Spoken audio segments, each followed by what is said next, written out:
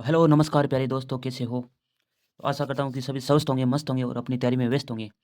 तो आइए फिर आज एक नया पेपर है जो कि आरएस प्री 2018 का पेपर है। उसको सोल्व करते हैं कि राजस्थान जीके के किस प्रकार से क्वेश्चन पूछे गए हैं। तो आइए देखते हैं। लीजिए पहला क्वेश्चन आपके सामने। थोड़ा-सा बड़ा कर देता हूँ इसको मैं। क्या कह रहा है कि निम्नलिखित में से 1 मिनट कि निम्नलिखित में से किस स्थल से शासक मिनेंडर के 16 सिक्के प्राप्त हुए हैं? ऑप्शन ए कह रहा है बेराट, बी कह रहा है नगरी, ऑप्शन सी कह रहा है रेड या ऑप्शन डी 4 नंबर कह रहा है नगर। बताइए। 1 नंबर क्वेश्चन का आंसर बताइए।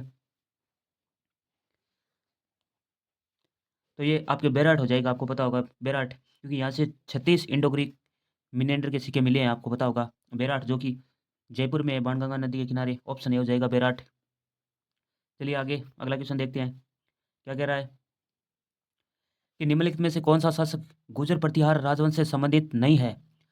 अब आपको पता है कि नागभट्ट सेकंड हो या महेंद्रपाल हो या देवपाल हो, ये तीनों के तीनों गुर्जर प्रतिहार राजवंश से ही संबंधित है, जबकि ये भद्रभट्ट है ना, ये नहीं है। तो ऑप्शन डी हो जाएगा, ऑप्शन डी।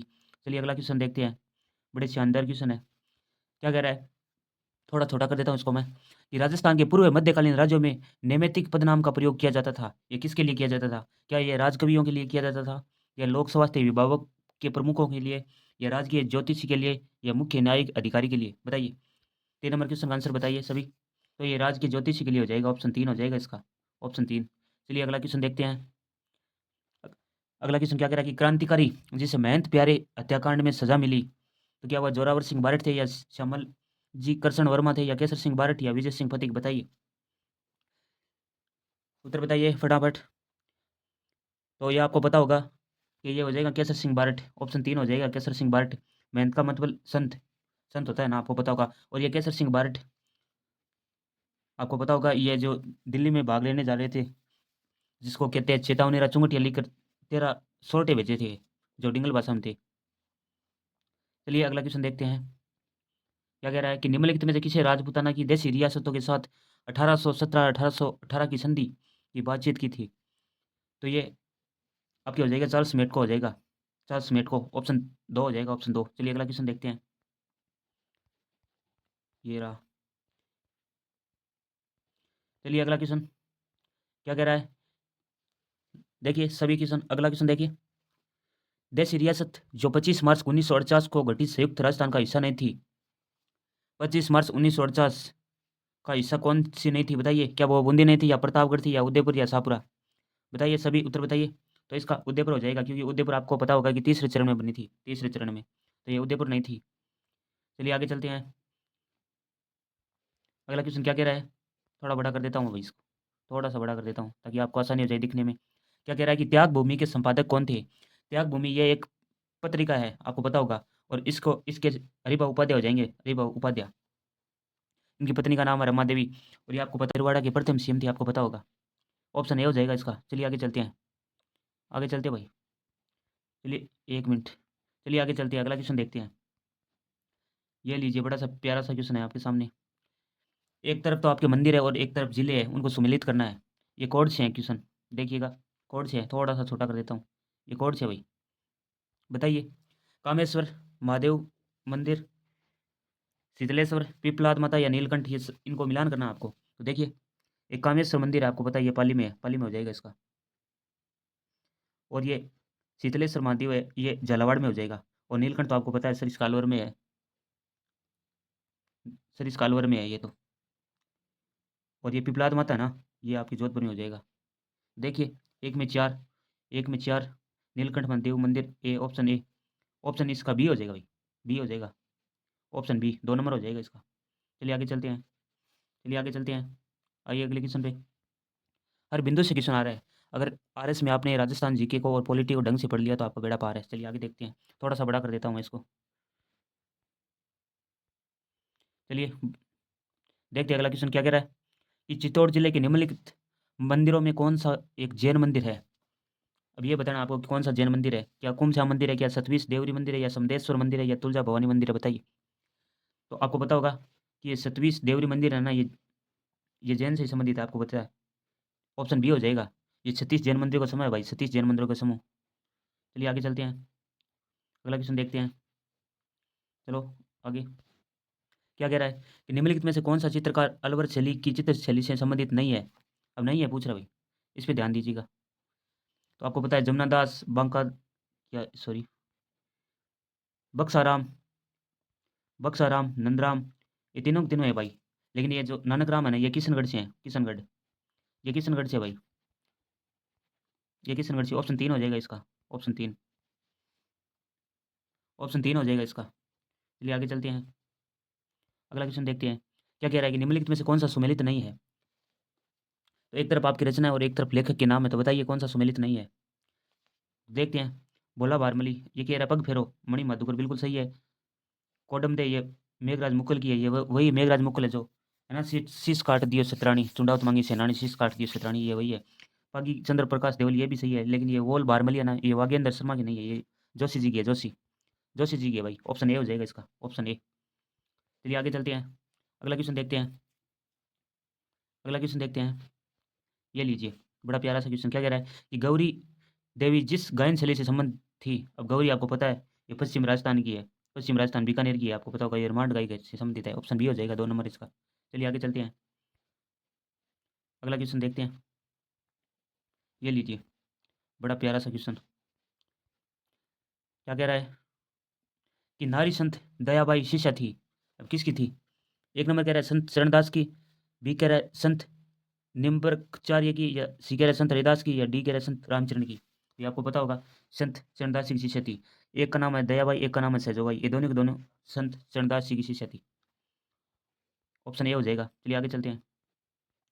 ये लो, क्या कह रहा है, थोड़ा सा बड़ा कर देता हूँ इसको। ग्राह्य जनजाति से संबंधित नृत्य शैली है। अब ग्राह्य से आपको पता है बम तो होगा नहीं, तेरा ताली नहीं होगा, ये रामदेव जी के आराधना में किया जाता है, गौरी नृत्य भी नहीं होगा, इसका लूर हो जाएगा, लूर। ऑप्शन 2 हो जाएगा, ऑप्शन 2, ऑप्शन 2 हो जाएगा भाई इसका। चलिए आगे चलते हैं। हर बिंदु से क्वेश्चन आ रहा है, देखिए आप। ये आगे आपको पता होगा कि आरएस प्री की का एग्ज़ाम जो अभी तो हो गई है, अब भर्ती आने वाली है, तो आरएस का एग्ज़ाम भी है आपकी। तो ये अगर पुराने क्वेश्चन आपने सोल्व कर लिया ना, तो बेड़ा पार हो जाएगा आपका। चलिए अगला क्वेश्चन देखते हैं। क्या कह रहा है, ये थ्योरेटिकल क्वेश्चन है भाई, ध्यान से पढ़ना होगा। थ्योरेटिकल क्वेश्चन है और कोड से इसका आंसर देना है। 1 मिनट, थोड़ा सा छोटा कर देता हूँ मैं, ताकि आपको आसानी हो जाए दिखने में। ये लीजिए, क्या कह रहा है, विजय दान देथा के बारे में अधोलिखित कथनों पर विचार कीजिए। तो देखते हैं क्या कह रहा है। पहला कह रहा है विजय दान देथा राजस्थान के प्रसिद्ध लेखक थे, जिनकी कहानी चरणदास चोर नामक नाटक के रूप में रूपांतरित की गई थी। ये बिल्कुल सही बात है। 2 नंबर कह रहा है विजय दान देथा रूपायण संस्था के संस्थापक थे। बिल्कुल सही है ये भी। रूपायण संस्था जो बोरंदा जोधपुर में स्थापना 1960 में की गई थी, आपको पता है, कोमल कोठारी द्वारा। ये तो बिल्कुल सही है। तो ए और बी दोनों सही हो जाएगा भाई, ए बी दोनों सत्य है। ऑप्शन ए 3 नंबर हो जाएगा, ऑप्शन 3 नंबर। चलिए आगे चलते हैं, अगला क्वेश्चन देखते हैं। अगला क्वेश्चन ये लीजिए, एक तरफ आपके पर्वत शिखर है और एक तरफ, ये तो इंडिया जी की सफाई, ये नहीं करेंगे हम राजस्थान जी की करेंगे। चलो आगे देखते हैं, आगे देखते हैं,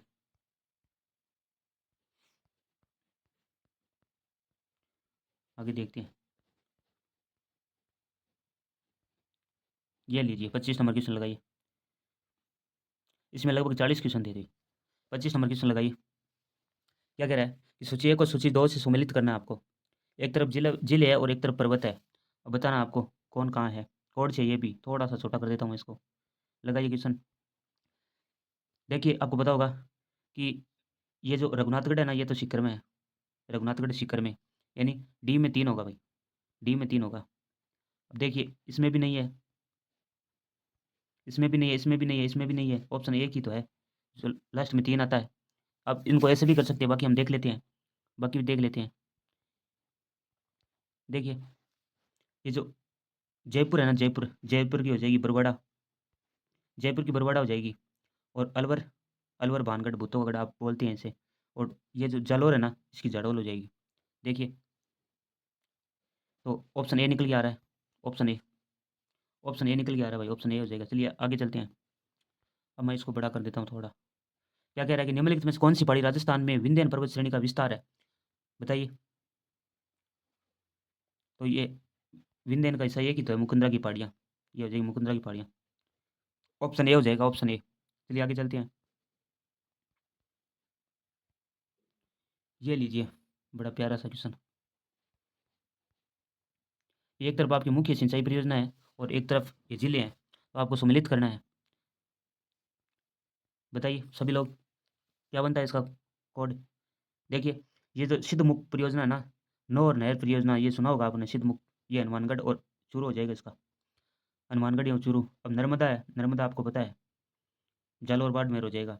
अब जवाई बांध, पाली जालौर हो जाएगा। और ये जो जखम है, जखम ये उदयपुर प्रतापगढ़ हो जाएगा।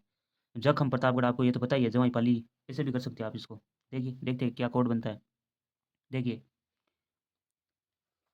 देखिए, सिद्धमुख नहर परियोजना हनुमानगढ़ चूरू, 4 आ रहा है एक में। और नर्मदा जालौर बाड़मेर एक आ रहा है, 4-1, 4-1 कोड किस में आ रहा है भाई? ऑप्शन ए ही होगा इसका, ऑप्शन ए ही हो जाएगा। ऑप्शन ए हो जाएगा। चलिए आगे चलते हैं, अगला क्वेश्चन देखते हैं। ये लीजिए, बड़ा ही प्यारा सा क्वेश्चन। क्या कह रहा है कि राजस्थान में मई जून महीने में उत्पन्न होने वाली धूल भरी आंधियों के लिए उत्तरदायी है। तो क्या है? कुछ स्थानों पर संवहनीय धाराओं की उत्पत्ति होती है। हाँ, इसी कारण तो होता है ये। अगला क्या कह रहा है? वह कह रहा है अरावली पहाड़ी दक्षिण पश्चिम हवाओं की समांतर है। नहीं, ये नहीं है, ये नहीं होगा। ए हो जाएगा, ए। केवल 4 नंबर हो जाएगा, केवल 4 नंबर ठीक है इसका। चलिए आगे चलते हैं, आगे चलते हैं। अगला क्वेश्चन क्या कह रहा है कि निम्न में से कौन सा कथन असत्य है? संगमरमर विकास एवं संरक्षण नियमावली 2002, बिल्कुल ठीक है ये तो। सफ़ेद संगमरमर आपको पता होगा, मकराना, जो ताजमहल में भी उपयोग है। अगला कह रहा है राजस्थान खनिज नीति 2015, बिल्कुल सही है। जिला खनिज फाउंडेशन ट्रस्ट नियमावली 2016, ये भी ठीक है। दया कह रहा है राजस्थान अप्रधान खनिज रियायत नियमावली संशोधित मई 2016 तक, ये भी ठीक है। सभी हो जाएगा भाई, सभी हो जाएगा इसमें, सभी हो जाएगा सभी। चलिए आगे चलते हैं, आगे चलते हैं, अगला क्वेश्चन देखते हैं। ये लीजिए, क्या कह रहा है? 30 नंबर क्वेश्चन, कि निम्नलिखित में से कौन सा खनिज राजस्थान के लगभग अकेला उत्पादन राज्य है? देखते हैं इसको, ये भी कोड से हैं। अब आपको पता होगा, सीसा जस्ता, ये भी है। तमर, तमर नहीं है भाई, वोलेस्टोनाइट हो जाएगा, सेलेनाइट हो जाएगा। तो ए सैद है, ए सैद है। देख लीजिए, ए सैद है, ऑप्शन 4 हो जाएगा ना, ऑप्शन 4 हो जाएगा, ऑप्शन 4 हो जाएगा इसका, ए सैद है। चलिए आगे चलते हैं, आगे चलते हैं, अगला देखते हैं। क्या कह रहा है? 2017 की बात कर रहा है कि राजस्थान में कौन सा सर्वाधिक कच्चे तेल का उत्पाद प्राप्त हुआ है? तो बीकानेर, संचौर बेसिन, आपको पता होगा, ऑप्शन ए हो जाएगा। लेकिन ये पुराना डाटा, इसको हम क्यों पढ़े? अब तो नया डाटा पढ़ना पड़ेगा ना। चलिए आगे देखते हैं, अगला क्वेश्चन, अगला क्वेश्चन देखते हैं। क्या कह रहा है? जनगणना 2011 के अनुसार क्रम से बताना भाई, भारतीय और राजस्थान की नगरीय जनसंख्या का प्रतिशत क्या है? अब जनसंख्या से जिस जब भी आर एस में क्वेश्चन आता है तो इसी प्रकार से आता है, आपको पता होगा। तो बताइए, तो पहले भारत का बताना है, भारत का, फिर आपको राजस्थान का बताना भाई। तो भारत का हो जाएगा 31.15, और राजस्थान का हो जाएगा 24.87। तो ऑप्शन 4 हो जाएगा, ऑप्शन 4, 4 नंबर होगा इसका, 4 हो जाएगा भाई। चलिए आगे चलते हैं, अगला क्वेश्चन देखते हैं। ये लीजिए कि निम्नलिखित में से राजस्थान में कौन से महत्वपूर्ण खनिज आधारित उद्योग है? अब खनिज आधारित आपको पता होगा, जस्ता, सीमेंट, संगमरमर, लेकिन ये इलेक्ट्रिसिटी नहीं, ये नहीं है। तो ए ब द हो जाएगा, ए ब द, ऑप्शन 3 नंबर हो जाएगा इसका उत्तर, 3 होगा भाई। चलिए आगे चलते हैं, 3 नंबर है इसका। चलिए आगे देखते हैं। ये लीजिए कि 2011 की जनगणना के अनुसार राजस्थान के किन जिलों में अनुसूचित जनजाति की जनसंख्या प्रतिशत उनकी जनसंख्या में न्यूनतम है? बताइए। तो ये बीकानेर और नागौर हो जाएगा, ऑप्शन 3 नंबर हो जाएगा इसका, 3 नंबर होगा। चलिए आगे चलते हैं, आगे चलते हैं। ये लीजिए, देखिए इस प्रकार से 2 क्वेश्चन आगे, हर एक बिंदु से क्वेश्चन आ रहा है। अभी ये पहले 75 वाला पूछा था, कहाँ है ये सांचौर बेसिन वो, अभी ये पूछ रहा है कि किसके सहयोग से चल रहा है। तो देखिए क्या कह रहा है कि 75 वार्ड में प्रस्तावित ऑयल रिफाइनरी किसका संयुक्त उपक्रम है? तो देखते हैं, एचपीसीएल और राजस्थान सरकार हो जाएगा इसका, ऑप्शन 4 हो जाएगा, 4 नंबर उत्तर होगा भाई, 4 नंबर। चलिए आगे देखते हैं, आगे देखते हैं।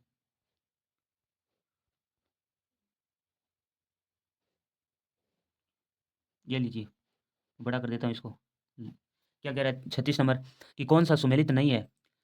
तो एक तरफ तो आपकी झील है और एक तरफ शुभंकर है। देख लीजिए, भीलवाड़ा का मोर सही है, चूरू का कृष्णमृग सही है, सवाई माधोपुर का शेर नहीं है भाई, सवाई माधोपुर का बाघ हो जाएगा, बाघ, सवाई माधोपुर का बाघ है। जैसलमेर का गोडाउन है। तो सुमेलित नहीं है, ये पूछ रहा है, तो ये नहीं है 3 नंबर भाई, 3 नंबर नहीं है। बाकी तीनों सुमेलित है। ये सवाई माधोपुर वाला शेर नहीं है, बाघ हो जाएगा, ये सही नहीं है। आगे देखते हैं,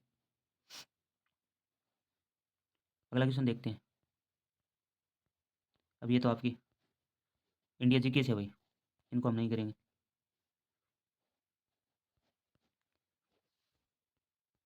देखते हैं और भी होगा क्वेश्चन, 40 क्वेश्चन थे ये लगभग।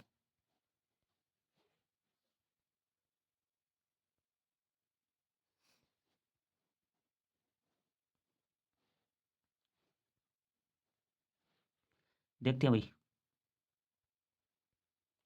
ये पॉलिटिक्स है आपकी।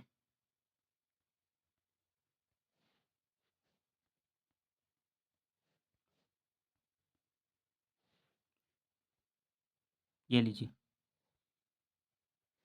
73 नंबर क्वेश्चन देखिए, थोड़ा बड़ा कर देता हूँ इसको। 73 नंबर क्वेश्चन कि निम्न में से किस ताप विद्युत परियोजना की प्रस्तावित विद्युत क्षमता सर्वाधिक है? अभी आपको पता होगा ये सूरतगढ़ होगा, क्योंकि 2820 मेगावाट है इसकी, 2820 मेगावाट। 2820 हो जाएगा, सूरतगढ़ हो जाएगा भाई इसका। ऑप्शन ए होगा, ऑप्शन ए। चलिए आगे देखते हैं। अगला क्या कह रहा है कि राजस्थान सरकार ने राज्य में प्रथम कौशल विश्वविद्यालय की स्थापना की है, ये कहाँ स्थापित किया गया? अब ये तो करंट करंट से है भाई, करंट से है। बाकी इसका ये कोटा हो जाएगा, कोटा हो जाएगा इसका। ये करंट का क्वेश्चन था, क्योंकि हमें पुराना करंट नहीं पढ़ना, आपको पता होगा, हमें नया पढ़ना है ना अभी, तो कोई फ़ायदा भी नहीं है इनको देखने में। ये देखते हैं 76 नंबर क्वेश्चन देखिए। क्या कह रहा है कि निम्न निम्न में से कौन सा राजस्थान का तेल क्षेत्र नहीं है? अब ये ऐश्वर्या, मंगला, सरस्वती, ये तीनों की तीनों है, लेकिन ये गंगा नहीं है, गंगा नहीं है भाई। चलिए आगे देखते हैं कि राजस्थान की 77 नंबर क्वेश्चन देखिए कि राजस्थान की निम्न जिलों में से कौन सी झील राष्ट्रीय झील संरक्षण कार्यक्रम के अंतर्गत नहीं आती है? तो ये फतेह सागर है, नक्की झील है, अन्ना सागर झील है, लेकिन ये स्वरूप सागर झील नहीं है भाई। इनके अंदर 6 झीलें आती है, इसमें स्वरूप सागर झील नहीं आती है। पुष्करवाड़ी भी है। ये 3 नंबर हो जाएगा इसका। चलिए ये थे आज के जो आरएस प्री में आपके 2018 में पूछे गए राजस्थान जीके से हर बिंदु से क्वेश्चन आ रहा है, तो आपको बड़े ध्यान से पढ़ना है, और जितने भी पुराने एग्जाम हैं उनको सोल्व करते रहिए, क्योंकि आपको पता है कि 60 से 70% यहीं से कवर होता है आपके। तो मिलते हैं अगले सेशन में। आज के लिए बस इतना ही, धन्यवाद।